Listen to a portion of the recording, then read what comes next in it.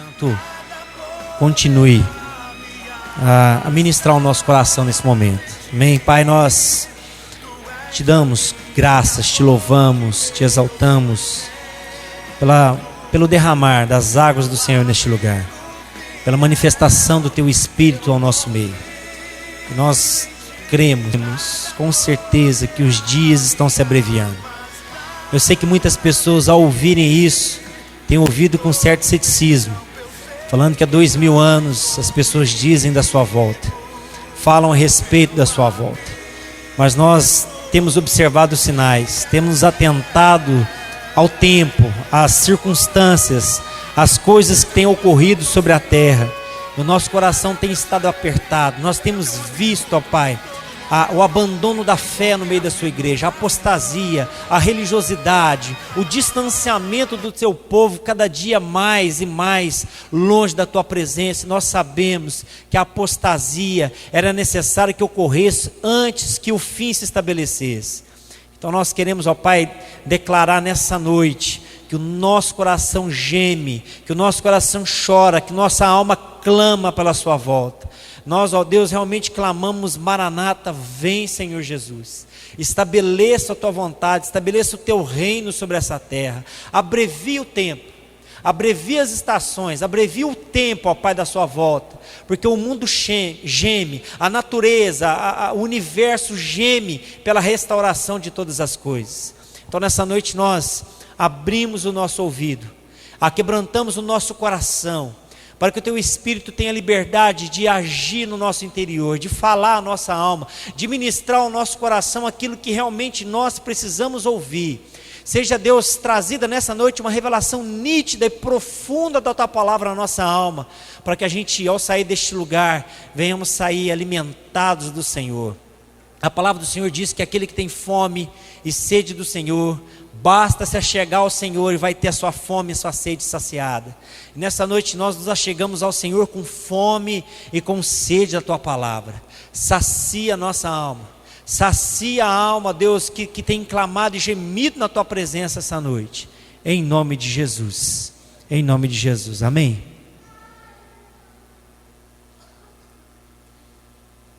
Nós estamos falando sobre o tema vencedores, e o tema de hoje é: quem vence alguém é vencedor, mas quem vence a si mesmo é mais do que vencedor, amém?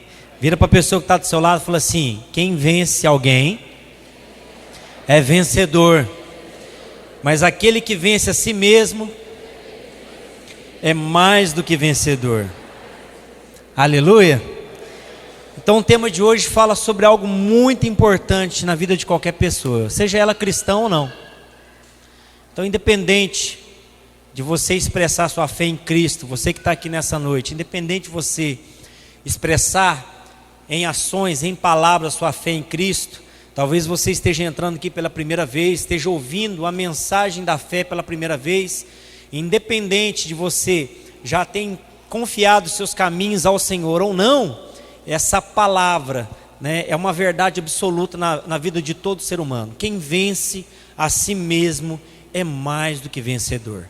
E quanto mais na vida daquele que é um cristão, né, nós temos a palavra de Deus que diz que em Cristo nós somos mais do que vencedores. Nós triunfamos, nós vencemos as dificuldades, as oposições, as lutas, as circunstâncias que a vida opõe a nossa vida, né?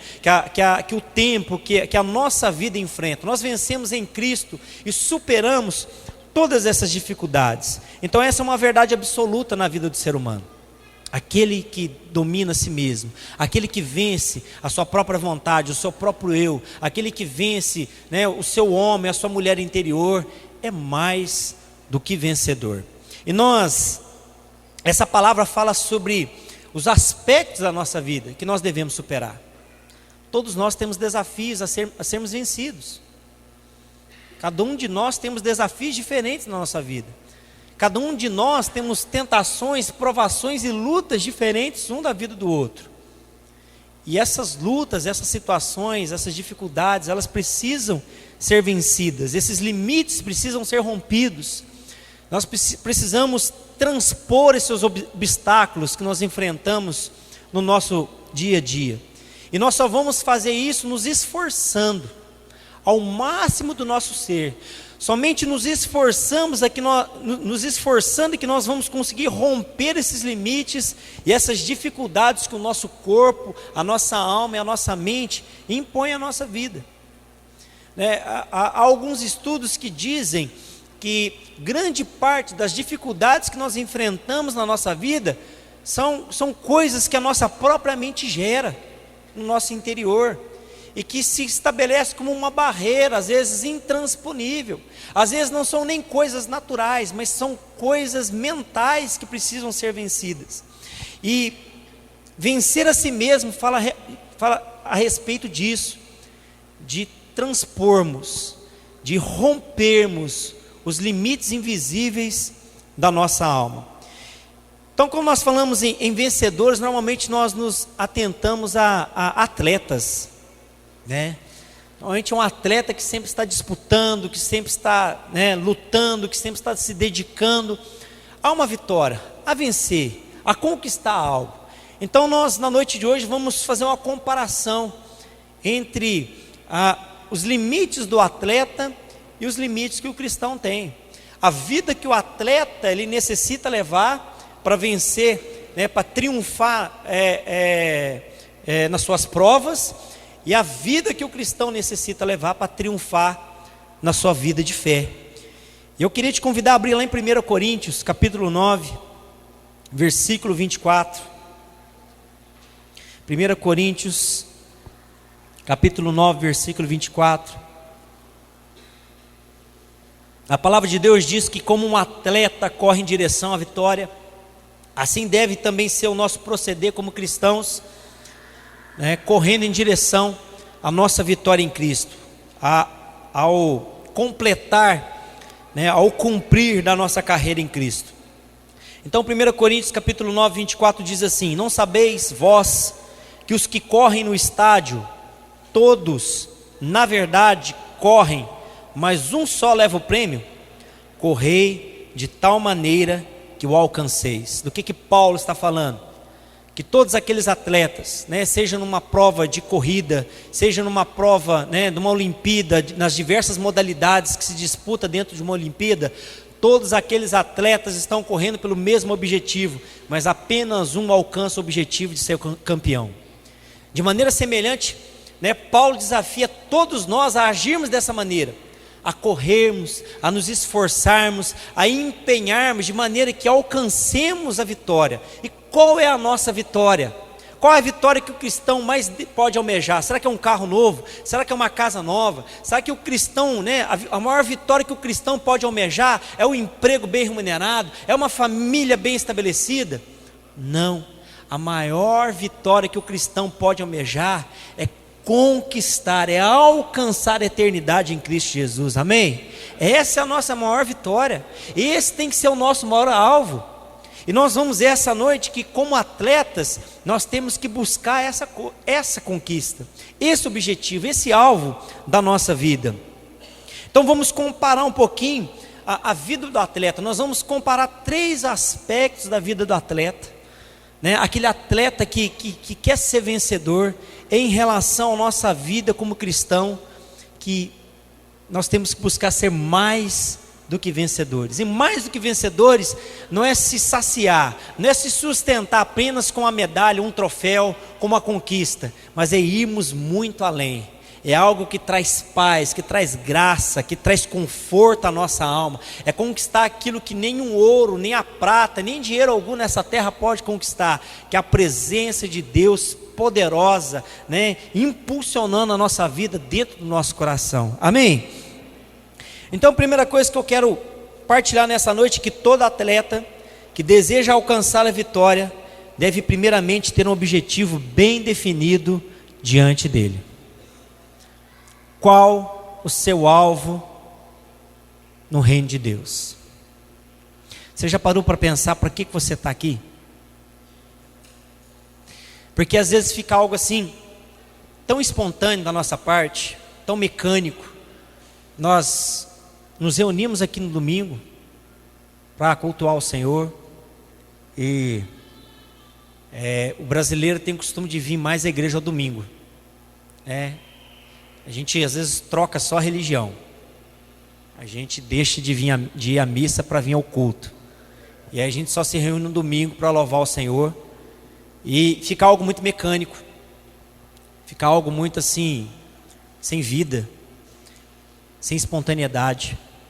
Você já parou para pensar para que você veio aqui nessa noite? Qual o objetivo de você vir aqui essa noite? Você veio aqui, não, eu vou porque eu tenho que ir no culto, é domingo, eu tenho que estar lá. Qual que é o seu alvo de estar aqui nessa noite? Qual que é o seu objetivo? Por que você deixou lá o conforto da sua casa? Às vezes está assistindo um programa de televisão lá, o Fantástico, para estar aqui. Porque se você veio aqui nessa noite simplesmente para ouvir uma palavra, para ouvir alguns cânticos e voltar para sua casa, eu quero dizer que você não vai ser mais do que um vencedor. Você já perdeu essa batalha. Agora, se você veio aqui nessa noite no intuito de alimentar a sua alma, no intuito de encher o seu coração um pouco mais da presença de Deus, de partilhar com o seu irmão a vida que Deus tem dado a você, os triunfos, a vitória, as conquistas, a bênção que Deus tem atribuído à sua casa, então eu quero te dizer nessa noite, meu irmão, que você está a caminho de se tornar um homem e uma mulher mais do que vencedor em Cristo Jesus, amém? Qual é o nosso alvo de vida? Qual a nossa meta?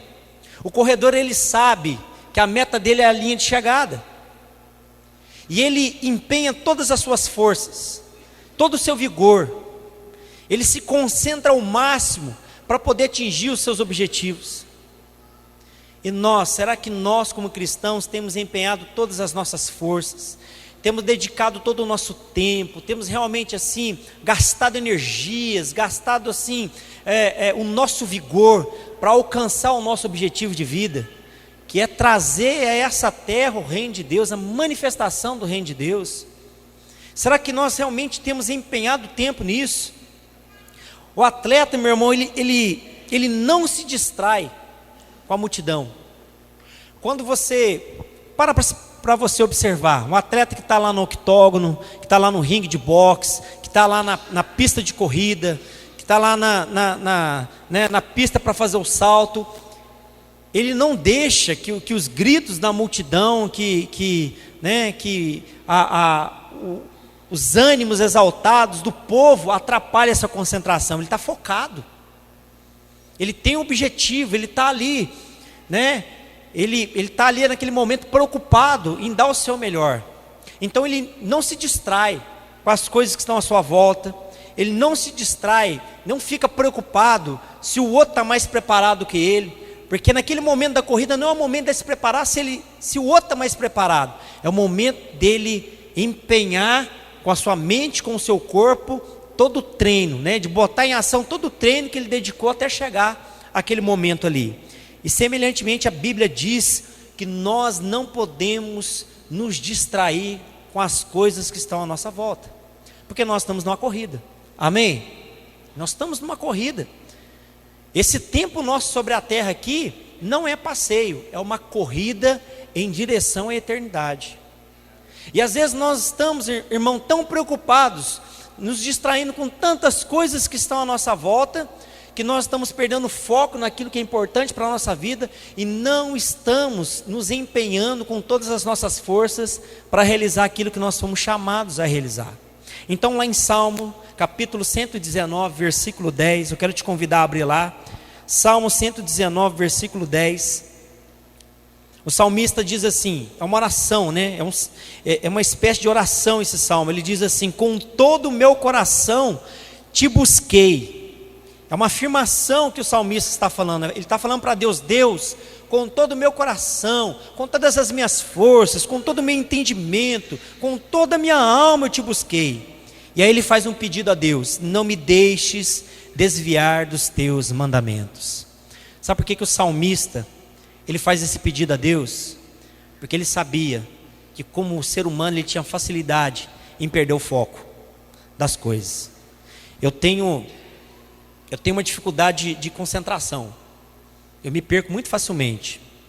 Na escola eu tinha que suar para manter o foco, a atenção do que o professor estava falando. Porque quando eu menos me tocava, eu já estava viajando na maionese, estava longe. Estava pensando em outra coisa, e quando eu voltava, eu já tinha perdido a direção toda na matéria. Eu falei assim, cara, e agora? Como é que eu vou fazer? E aí com o tempo eu fui tendo que aprender o quê? A me concentrar naquilo que estava sendo dito. Então normalmente quando está pregando a palavra eu tenho que ficar focado, olhando bem no olho do pregador para mim não perder, porque senão eu começo a olhar do lado, o irmão mexendo no celular, o outro às vezes passando ali perto, e eu me perco totalmente da palavra. Então nós precisamos focar, e para focar é preciso esforço da nossa parte, para a gente não se perder, para a gente não se distrair no meio do caminho. E isso é um perigo extremo para o cristão, ele se distrair na vida cristã. Eu quero dizer para você, irmão, que a modernidade hoje, ela nos leva a nos distrair daquilo que realmente importa. Você quer ver como é que é fácil distrair? Eu estou pregando, tem um monte de gente conversando. Distração. Você fala, não, mas eu estou contando aqui para o fulano como é que é legal o meu celular novo. É distração. Começa por aí. É nas pequenas coisas que a gente perde o foco. De repente, você já perdeu o foco da palavra e fala assim, nossa, não estou entendendo nada que está falando. Porque a gente tem que se esforçar.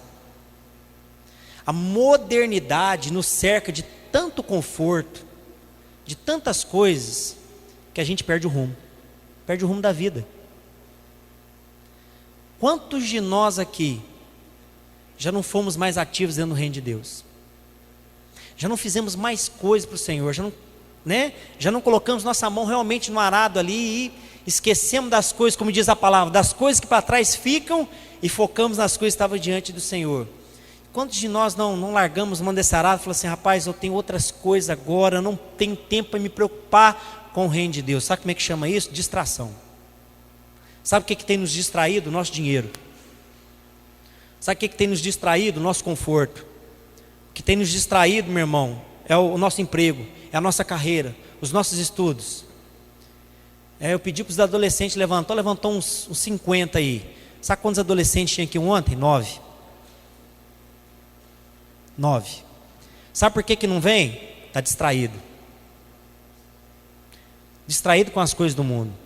Tudo é mais importante do que a presença de Deus. O lanche, a festa, as confraternizações, ficar em casa, dar uma descansada, tudo é mais importante.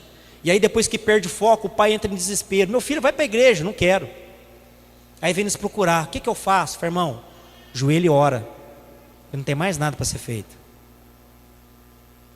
Nós estamos perdendo foco. E aí, irmão, nós estamos perdendo a conquista daquilo que Deus nos chamou para conquistar. Vamos voltar a atenção, amados. Você viu o que o Espírito Santo, não foi o que a Eliane, não foi o que a Franciele ministrou aqui, mas foi o que o Espírito Santo de Deus ministrou aqui nessa noite. O tempo está próximo. Quando Deus fala o tempo está próximo, meu irmão, há muito pouco tempo para a gente acertar a nossa vida com Deus.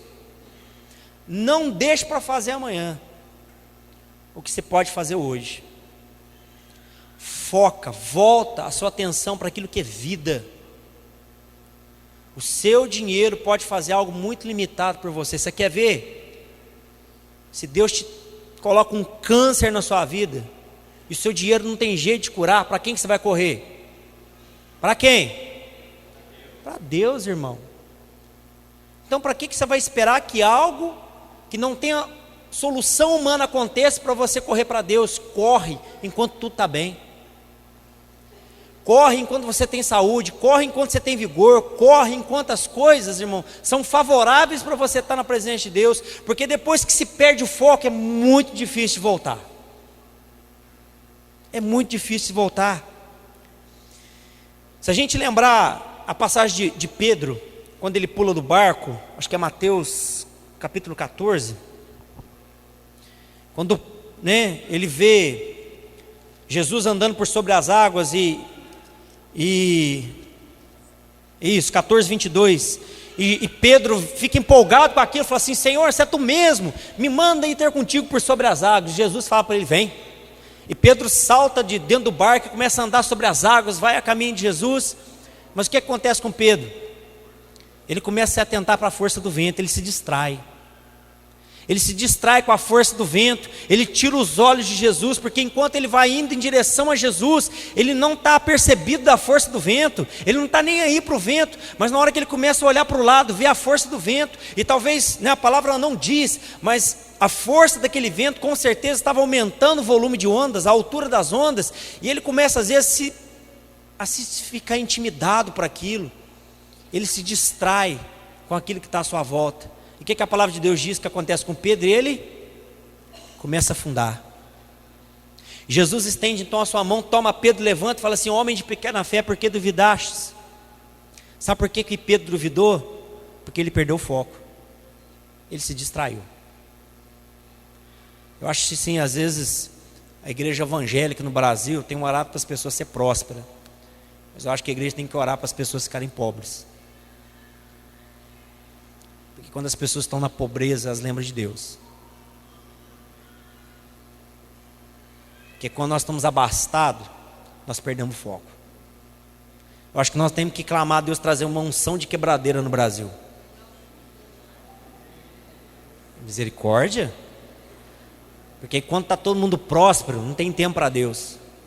Mas quando está quebrado, as igrejas enchem. Jesus, faz alguma coisa. É assim ou não é? Você sabe quando é que a igreja mais cresceu no Brasil? Quando tinha inflação, quando tinha crise. Na década de 90, né, eu estava lendo uma estimativa, algum estudo de alguns estudiosos diz que a década de 90 foi o último grande avivamento do Espírito Santo sobre a terra. Tem gente achando que a igreja do Brasil está avivada. Está nada, está fria. Cada dia mais fria. Sabe quando é que a igreja cresce? Quando tem perseguição, quando tem luta, quando tem dificuldade. E às vezes a igreja do Brasil está precisando passar por isso para não morrer, porque a igreja vai morrer. A igreja no Brasil vai morrer. Aí você fala: mas as igrejas estão cheias. Mas estão cheias de pessoas avivadas ou cheias de religiosos? Irmão, uma palavra dura, eu sei que é, mas é uma realidade. Eu não poderia sair daqui essa noite sem falar isso. Porque às vezes nós estamos achando que nós estamos na presença de Deus, mas nós somos só religiosos, sem vida, sem expressão nenhuma diante do Senhor, porque nós perdemos o foco que era importante para nós. Não há nada mais importante na sua vida que Jesus. Amém? Não há nada mais importante na sua vida que Jesus. Se for necessário você perder, irmão, perca, mas não perca a presença do Espírito Santo no seu interior. Davi ora isso. Ele fala: a única coisa que o Senhor não tire de mim, Senhor, é o teu Espírito. O Senhor pode tirar o que o Senhor quiser, mas não tire de mim, não se aparte de mim o teu Espírito. Porque Davi sabia que no dia que o Espírito Santo deixasse a vida dele, ele estava morto. E às vezes nós não nos tocamos a respeito disso ainda. Nós não estamos querendo que Deus nos tire nada, mas aquilo que mais é importante na nossa vida nós estamos perdendo, que é a presença do Espírito Santo. Nós temos entristecido o Espírito Santo na nossa vida. O nosso pecado, a nossa falta de foco, de busca, tem entristecido o Espírito Santo na nossa vida. É por isso que nós não conseguimos às vezes sentir o Espírito Santo. É por isso que às vezes está aí se mover neste lugar, e tão poucos aqui na igreja estão recebendo a presença profunda do Espírito Santo. Os outros estão assim. Perdeu o foco. Perdeu o foco. Sabe por que às vezes é tão difícil levantar as mãos? Você fala: mas não preciso levantar a mão, eu posso louvar assim. Mas levantar as mãos, meu irmão, é um sinal de entrega a Deus. Por que é tão difícil adorar a Deus? Você não está cantando música não, você está adorando a Deus. Eu estou olhando, né, já é de hoje que eu olho, eu vejo os irmãos na hora do louvor assim. Não é um show. O louvor, meu irmão, não é só para Deus, é para a sua vida e para a minha vida. Quando você canta, você ministra a si mesmo e ministra a vida do seu irmão. Aquilo que a palavra de Deus está expressando é vida. A palavra de Deus diz que o Senhor habita em meio dos louvores. Então, quando nós louvamos, quando nós abrimos a nossa boca para louvar, o Espírito Santo se move em meio dos louvores. Ele produz cura, ele produz libertação, ele produz graça na nossa vida. Você quer ser liberto? Você quer ser agraciado? Louve. Amém? Não perca o foco. A segunda coisa que um atleta ele precisa ter é renunciar. Um atleta ele renuncia a muita coisa. Ele renuncia a situações, ele renuncia às saídas noturnas. Então normalmente é muito difícil você ver um atleta comprometido com o objetivo dele numa balada, noite adentro, bebendo, comendo qualquer coisa. Ele se abstém de algumas coisas para manter a sua forma física, para ter energia, para ter disposição, para guardar o seu corpo, a sua mente, a sua alma está pronta para enfrentar as provas, as disputas. E de maneira semelhante, Jesus nos diz que aqueles que desejam segui-lo precisam renunciar. A vida cristã é uma vida de renúncia. Amém? Vira para a pessoa que está do seu lado e fala assim: a vida cristã é uma vida de renúncia. E onde é que nós vemos isso? Lá em Mateus capítulo 16, versículo 24. Abra comigo lá. Mateus 16, 24. A minha versão está um pouquinho diferente, talvez, de algumas outras versões aí, mas a essência é a mesma.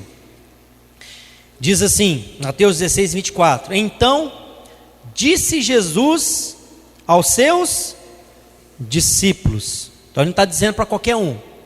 Estava dizendo aos discípulos: se alguém quiser vir após mim, renuncie-se ou negue-se a si mesmo, tome sobre si a sua cruz e siga-me.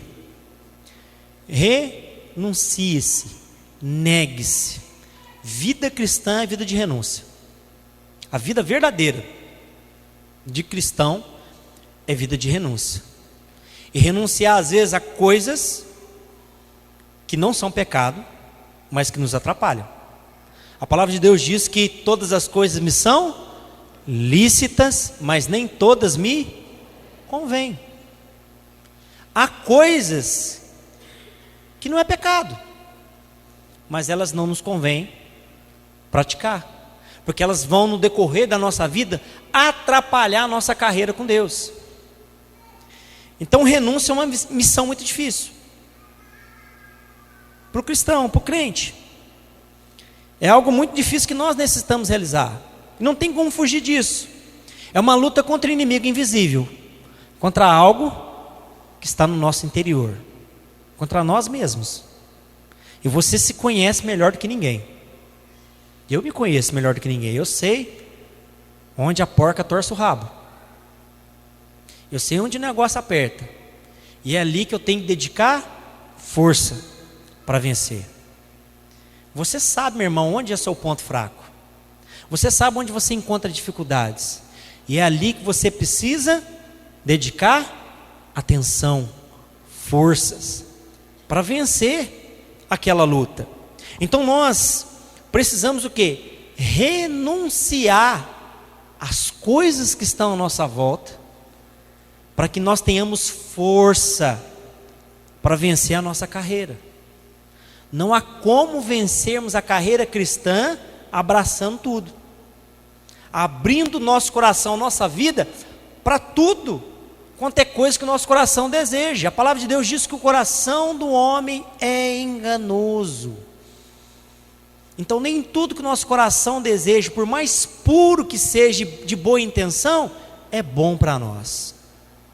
Por isso que a palavra de Deus diz que a resposta certa vem dos lábios do Senhor. O termo renúncia vem do grego. Eu queria partilhar isso com vocês. E no grego, o termo renúncia é apotassomai, que quer dizer abandonar, despedir-se, renunciar. E esse emprego ali, nessa passagem de Mateus, ele traz um desafio altruísta para nós, que é abrirmos mão dessa personalidade vil que nós temos. Eu abro mão voluntariamente, Deus.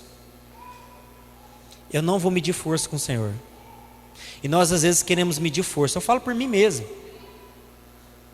Amém? Nós queremos medir força com Deus, não é assim? Deus às vezes fala assim: entrega, abandona isso. E nós queremos ficar segurando Deus, mas isso não tem problema. E Deus está falando para você: meu filho, abre mão. Isso não vai te acrescentar nada. O Espírito Santo está lá falando no seu coração: não faz mais isso não. Não vai por esse caminho mais não. Nós estamos medindo força com Deus. Falo, não, Deus, não tem problema não. Que isso? Não precisa disso. É muito radical. Não, o reino de Deus não é assim não. Ouça, a palavra de Deus diz assim: não endureça o vosso coração ao ouvir a voz do Senhor teu Deus. Amados, Deus tem falado muito claramente para nós aqui. Vamos buscar Ele com todas as nossas forças, amém? Com todo o nosso coração. Abre mão. Renuncia. No latim, renúncia quer dizer renuntiare, que significa abdicar do uso de um direito ou de posse legítima de qualquer coisa. Paulo fala que o direito dele é não ter direito algum. Ele entendeu isso, que por mais que ele tinha direito, ele prefere não ter direito. Porque quando a gente começa a reivindicar direito, irmão, a gente está a um passo da perdição. Quando a gente começa a apontar o dedo para Deus, fala assim: Deus, eu tenho direito. Irmãos, nós estamos aqui por graça. Nós não temos direito a nada. Tudo que vem à nossa mão é graça, é dádiva, é favor não merecido. A palavra de Deus diz que na terra não há um homem bom sequer, nenhum. Então o que nos faz pensar que nós somos bons o suficientes para merecermos ou exigirmos de Deus alguma coisa? Nada. Tudo é graça. Vira para o irmão que está do seu lado aí mais uma vez e fala assim: você não é bom. Fala assim: só tem um que é bom. É Deus. Ele é o bonzão. Ele é o bonzão. Com Ele nós podemos contar. Agora, irmão, a palavra de Deus diz que não podemos confiar nem em nós mesmos. Não podemos confiar nem em nós mesmos. Maldito o homem que confia no homem. Se você tem confiado, não, eu dou conta. Conversa fiada. Não dá nada. Maldito o homem que confia no próprio homem. Nós temos que confiar no Senhor, renunciar aos prazeres dessa vida. Eu sei que tem muita coisa que é prazerosa, né, que dá prazer. Eu sei aí, a moçada, é bom demais namorar. É muito bom, irmão. Né? Sei lá, dar um beijo, um abraço, né? Tá lá sentindo assim um abraço apertado, né? Sentindo acariciado, amado. Isso é muito bom. Meu irmão, mas tem que renunciar às carícias ousadas aí, meu brother. Tem que abrir mão da pegação, da ficação aí. Não, vou ficar só um pouquinho aí, vou dar só uns pega, depois vou lá, peço perdão para Jesus, está tudo bem. Renúncia. Você acostuma a sua carne a viver desse jeito, você acha que depois que casar vai parar? Para não. Vai piorar. Vai piorar. Né? Acostumado às vezes aí ganhar um dinheirinho de maneira ilícita. Não tem problema não, todo mundo faz. Faz mesmo. Todos que fazem estão a caminho da perdição. Porque a palavra de Deus diz que nenhum ladrão vai herdar o reino dos céus. E fazer, irmão, ganhar dinheiro de maneira lícita é roubar. Você está tirando vantagem de alguém. Então nós precisamos abrir mão. Consertar a nossa vida. Amém? Consertar o nosso procedimento. Para que a gente possa realmente ter uma vida digna diante do Senhor.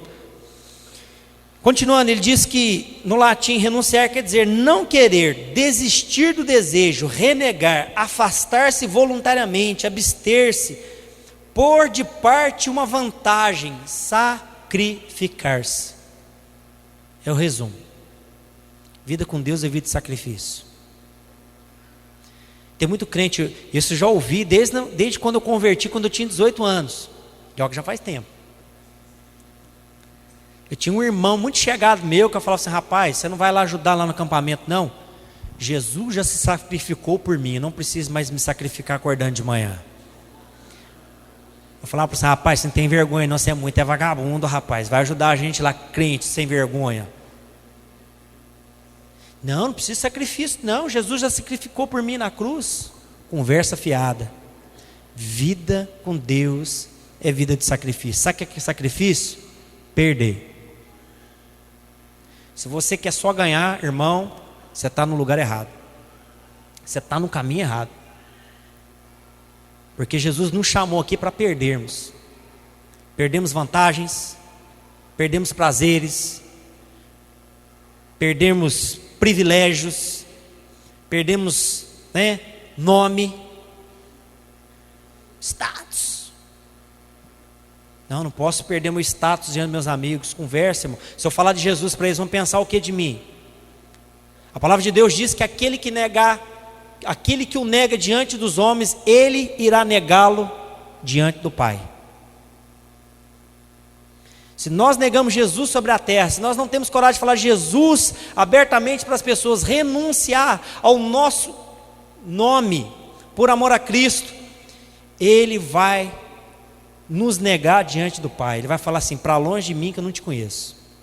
É o que a palavra de Deus diz: aparta-te de mim, maldito, para o lago de fogo, porque eu não te conheço. Então vira para o irmão que está do seu lado e fala assim: renuncia. Por último, o atleta precisa de dedicação. Dedicação é treinamento e mais treinamento. Eu vejo uns irmãos lá na Marginal, lá todo dia os caras estão lá na caminhadinha. Não vai postar prova nenhuma, mas está lá dedicado, porque tem um objetivo lá, às vezes de perder o peso, de entrar em forma. E o atleta é assim, treinamento constante. A gente vê aqueles atletas olímpicos, eles se preparam a vida toda para uma Olimpíada. E às vezes você vai ver a entrevista deles e eles falam assim: essa aqui é a Olimpíada da minha vida. Eu me preparei a vida toda para isso. Eu dediquei anos da minha vida para isso daqui.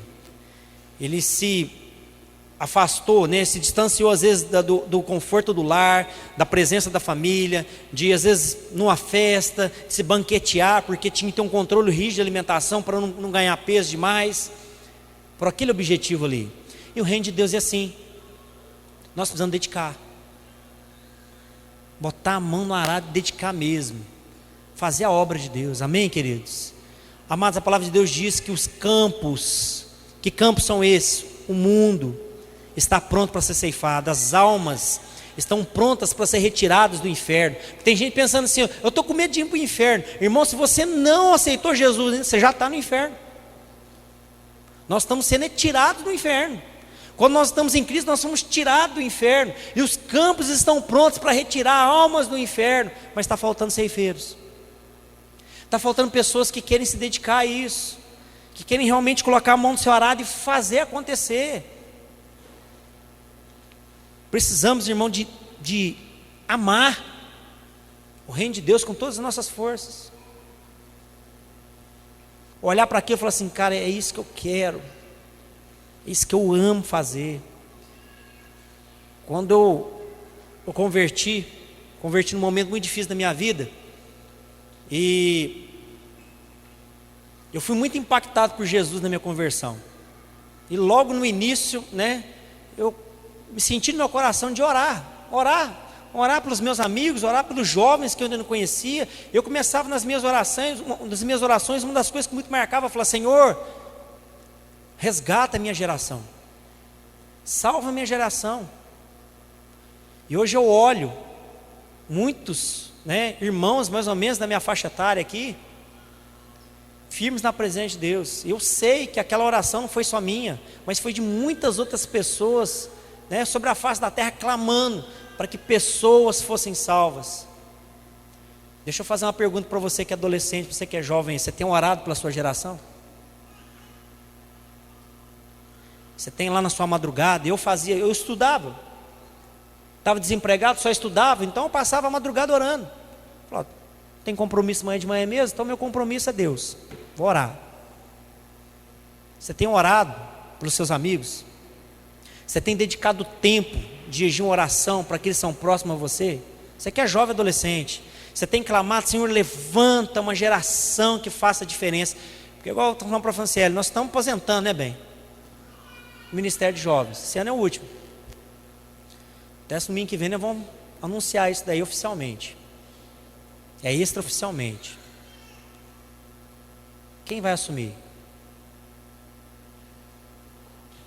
Quem vai colocar a mão no arado?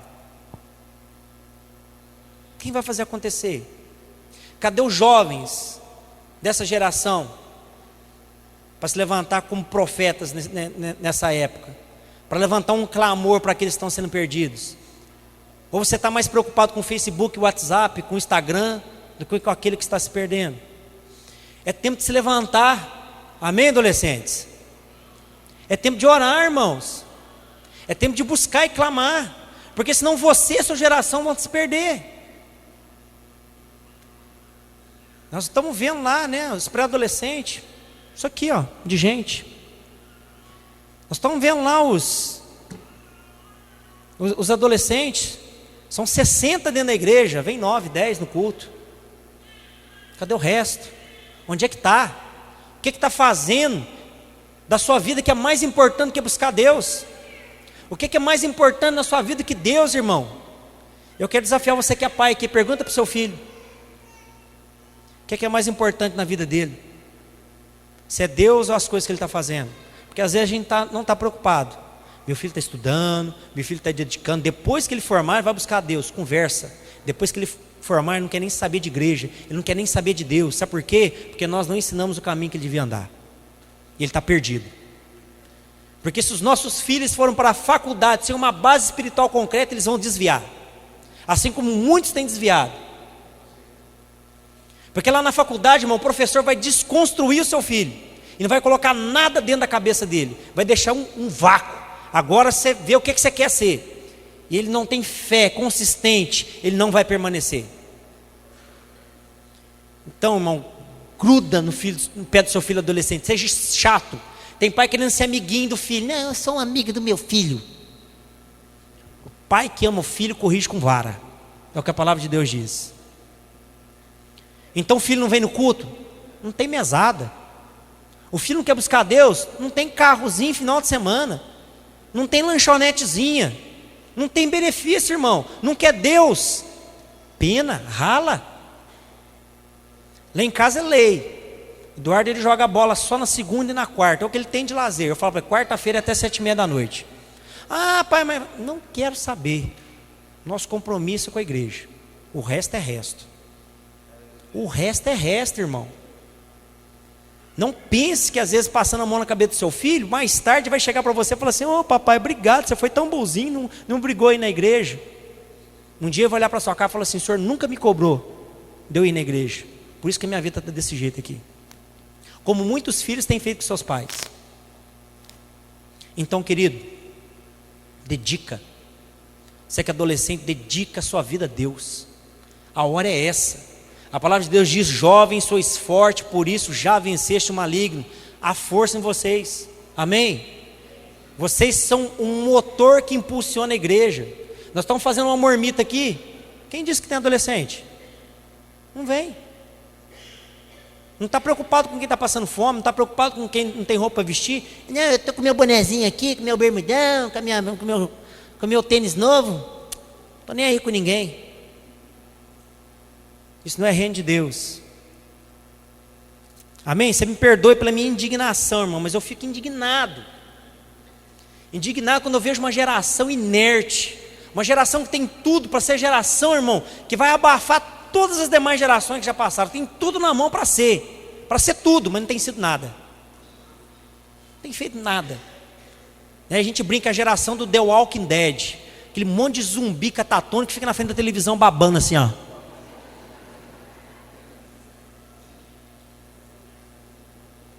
Para de perder seu tempo com smartphone, com internet, com Facebook.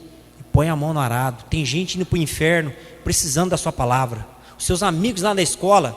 E às vezes a gente fica com vergonha de falar, sabe por quê? Por causa do nosso mau testemunho. Então corrija sua vida. É hora de corrigir sua vida agora.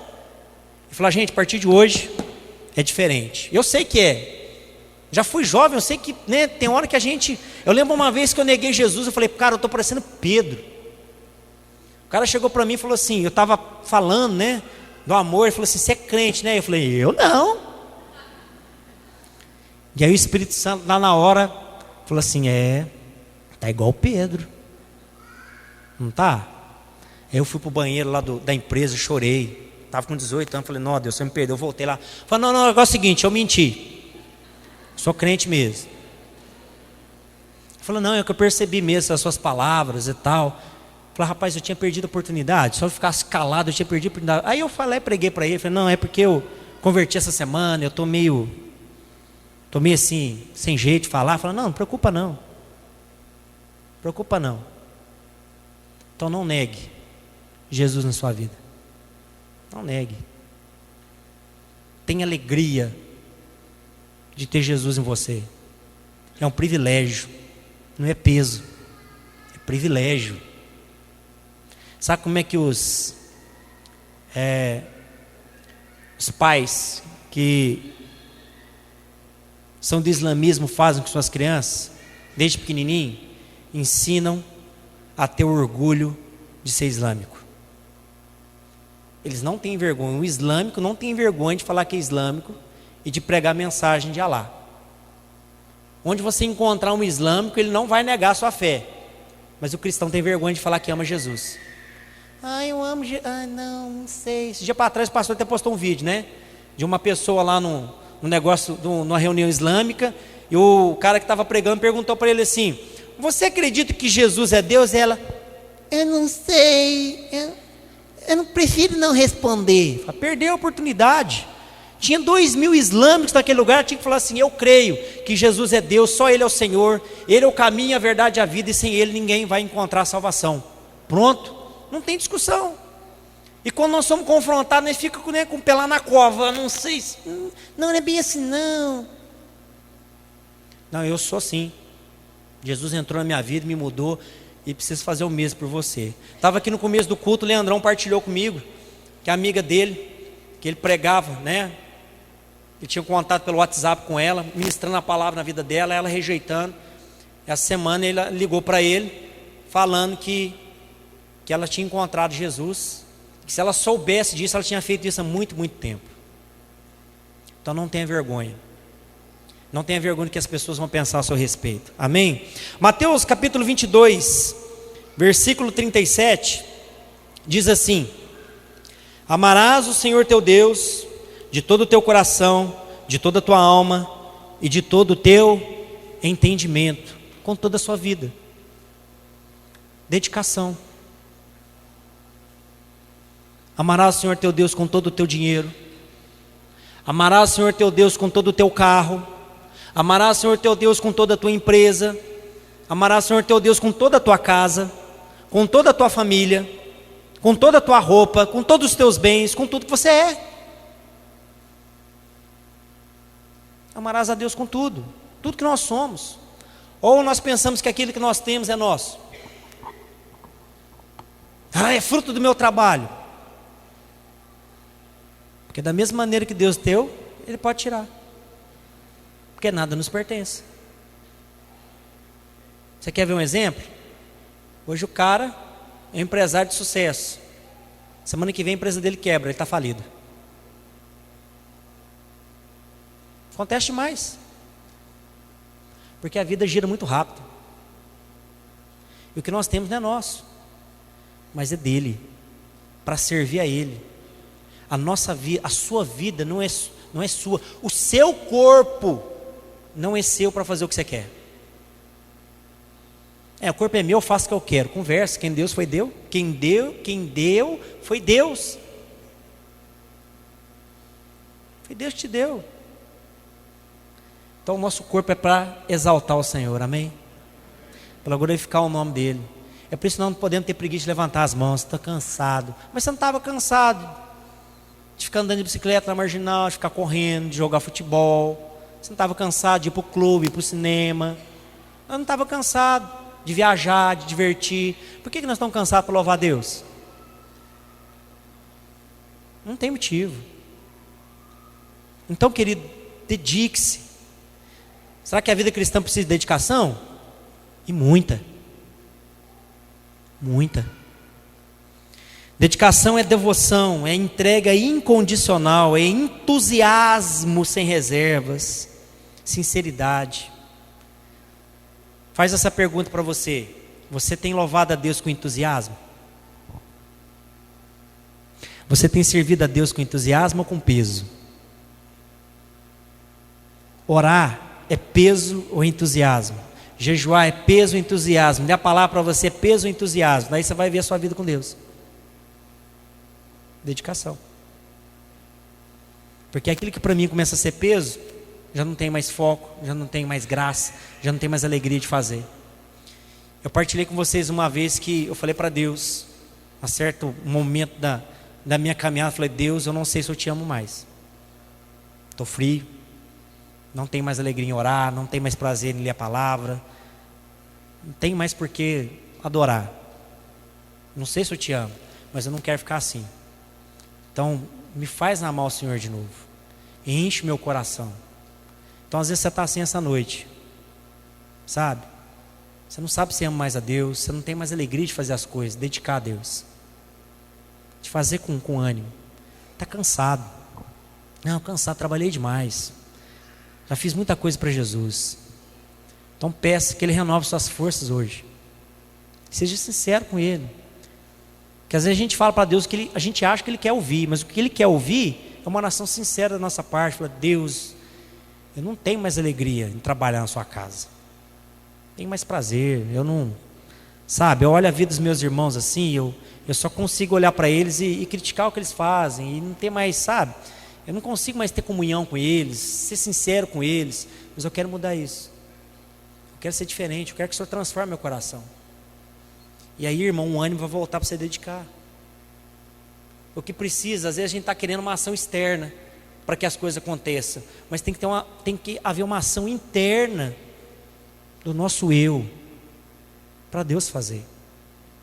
Então, tenha entusiasmo, sem reservas para Deus. Faz o seu tudo, irmão. Gasta toda a sua energia para servir ao Senhor. Vale a pena. Ano que vem nós estamos abrindo outra congregação, né, pastor? Outra igreja. Quem vai? Você vai? Amém? Quem vai tocar lá? Eu estou vendo lá o Pirapitinga assim, dando fruto. Começaram o culto de jovens lá, uma bênção. Eu falo assim que bairro carente é muito bom trabalhar com jovens, porque normalmente eles não têm para onde ir no sábado. Vai tudo para a igreja. Porque eles não têm para onde ir, eles não têm recurso.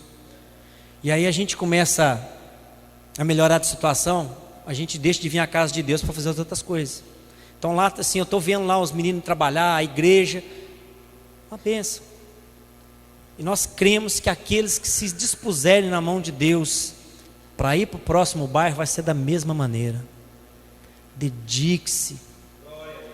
Ame a Deus de coração. Amém? Não deixe o entusiasmo partir da sua vida. Não fica aí na sua zona de conforto. Abre mão do seu conforto. Abre mão às vezes do seu lazer para cumprir o seu chamado em Deus. Aprenda a dominar a si mesmo. É isso que essa mensagem está falando. Dominar a si mesmo.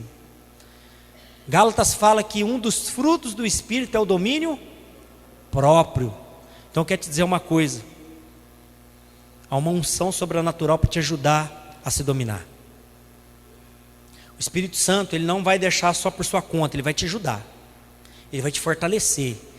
Ele vai encher o seu coração de tal maneira que você consiga dominar a si mesmo. Mas você tem que dar vazão a ele.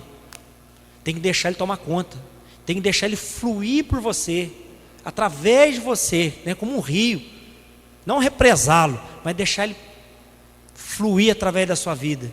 E aí você vai ver que esses impulsos que você tem para fazer o que é errado vão estar sob o domínio do Espírito Santo. Todos nós temos isso, amém? Tem ninguém melhor que outro aqui não. é pastor, é presbítero, é diácono, aquele que está visitando aqui pela primeira vez, aquele que tem 20, 40 anos de caminhada.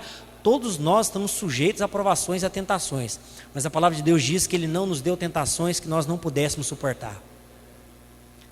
Então o Espírito Santo, esse nosso companheiro, nosso amigo, ele vai nos fortalecer para a gente poder dominar nós mesmos, dedicarmos esse tempo, temos domínio das nossas emoções, dos nossos sentimentos, para não darmos ouvidos ao que a nossa carne quer,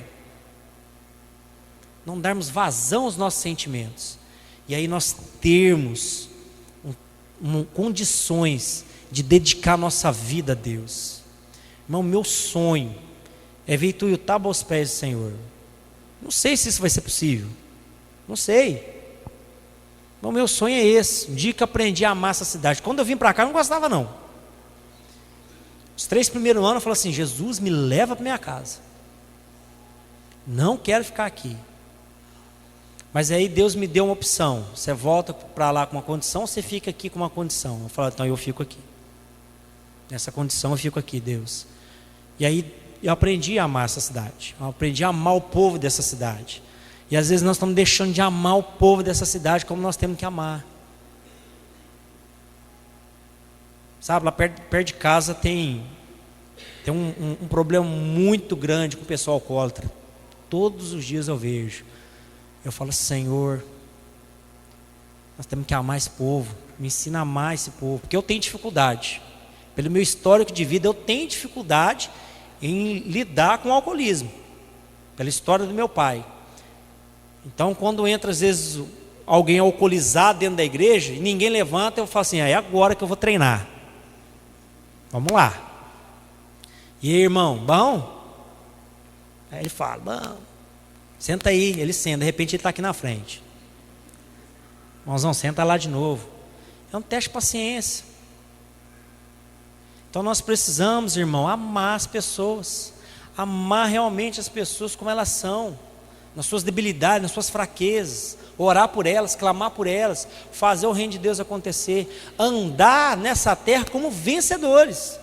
E às vezes nós estamos pensando que vencedor é ter carrão, casona, roupa da hora, né? Mulher bonita do lado, maridão. Isso não é ser vencedor, irmão, pelo amor de Deus, isso é aparência.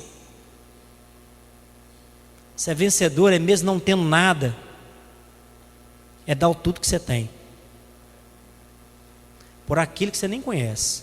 Porque a palavra de Deus diz que não há amor maior do que esse, do que aquele que dá vida para os seus amigos.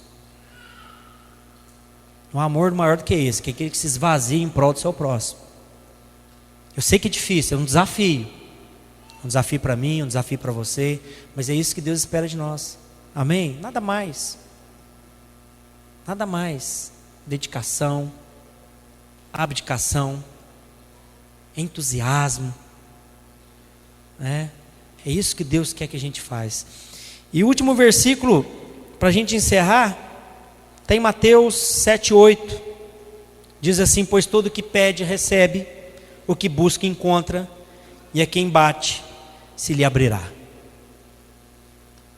Corra a sua corrida, mas saiba que Deus está pronto a te ajudar. Então peça a Ele, bata na porta, né? Essa porta que Eliane disse aqui na noite de hoje, né? Numa visão, que a porta, né, está ali para que todo aquele que precisar passe por ela, entre por ela, mas ela vai fechar um dia. Então bata enquanto a porta está aberta, peça, porque Deus irá te responder. Amém? Nós não estamos sozinhos nessa corrida, Ele está conosco. É como se fosse uma Paralimpíada, onde nós somos o cego e Jesus é o nosso guia. Ele vai ao nosso lado. Já viu a corrida, quando a pessoa tem deficiência visual? Ela corre com um guia do lado dela, para que ela não saia da raia. Jesus é assim conosco. Nós é que somos o cego, e Jesus é o nosso guia. Ele enxerga por nós. Nós enxergamos através dos olhos de Jesus, porque através dos nossos olhos nós estamos em trevas. Nós só enxergamos o que há de ruim, mas através dos olhos de Jesus nós vemos nitidamente o que está diante de nós. Então olhe com os olhos de Jesus, corra com todas as suas forças nessa vida, para o prêmio da sua soberana vocação em Cristo Jesus. Amém?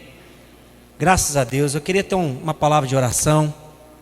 Queria te convidar a ficar de pé para que pudéssemos orar. Eu sei que